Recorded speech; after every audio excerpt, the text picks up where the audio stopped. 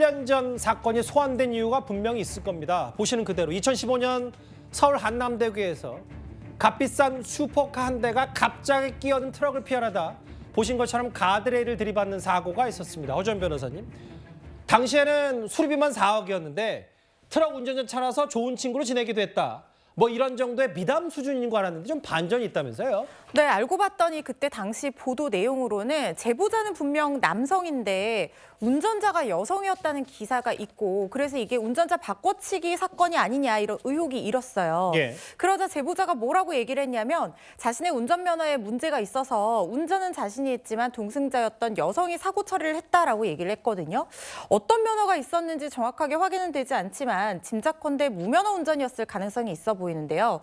그렇다면 이 사람이 정말 좋은 의도로 이것을 어떤 의도로 제보했는지 정확하게는 모르겠지만 완전히 순수한 의도였다고 보기는 좀 어려울 수도 있는 부분이 무면허 운전 공소시효는 5년입니다. 그러니까 본인 공소시효가 끝났다는 것을 알고 배상이 목적이었든 어쨌든 영웅심리가 목적이었든 주목받고 싶은 그 무엇이든 간에 자신의 공소시효가 끝나서 처벌이 안 된다는 걸 알고 이제 와서 제보를 했을 가능성이 있어 보이고요. 또 한 가지 좀 문제점으로 보이는 부분은 만약에 사고 당시에 보험 처리를 받았을 수 있어요. 그런데 무면허 운전이었다고 하면 보험 처리를 받을 수가 없는 부분이 있고 이 제보를 했다가 본인이 그걸 알고 이렇게 훈훈한 미담으로 끝낸 건지 여러 가지 이 의문점이 남는데요. 어쨌든 분명히 선의는 아니었던 걸로 보여서 미담으로만 생각할 내용은 아닌 것 같다는 생각이 듭니다. 사건 내막을 좀 더 들여다보니까 좀 더 짚어볼 얘기가 나와서 나중에 새로운 팩트, 사실관계가 들어오면 저희가 뉴스탑10에서 전해드리도록 하겠습니다. 지금까지 들어온 여러분들의 목소리를 만나볼 차례가 왔습니다. 첫 번째 댓글입니다.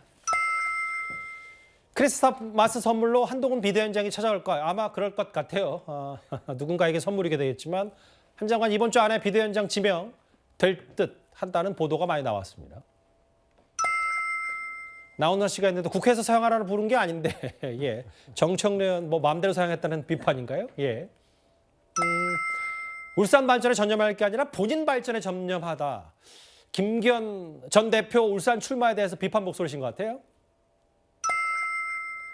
김건희 여사 특검도 받고 김혜경 씨 법인카드 특검도 가자라고 하셨어요. 하나 더 보겠습니다.